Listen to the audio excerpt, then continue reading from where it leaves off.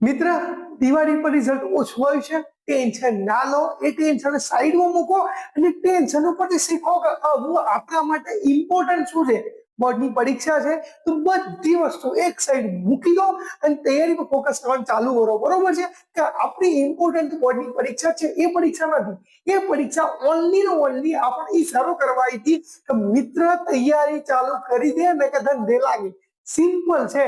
તો એક રૂમ ની અંદર સરસ રીતે પૂરાઈ જાઓ અને તૈયારી ચાલુ કરો અને તમે એના કરતા 100% રિઝલ્ટ ચાલુ લાવશો. બરોબર છે.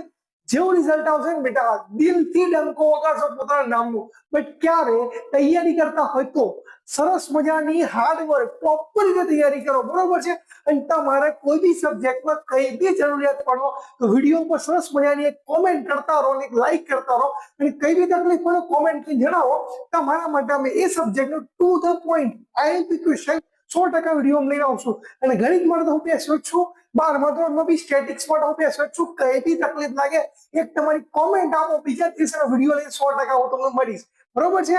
આવા નવા બીજો વિડીયો જોવા માટે ભાઈ ચેનલ સબસ્ક્રાઇબ કરવાનું ભૂલતા નહીં.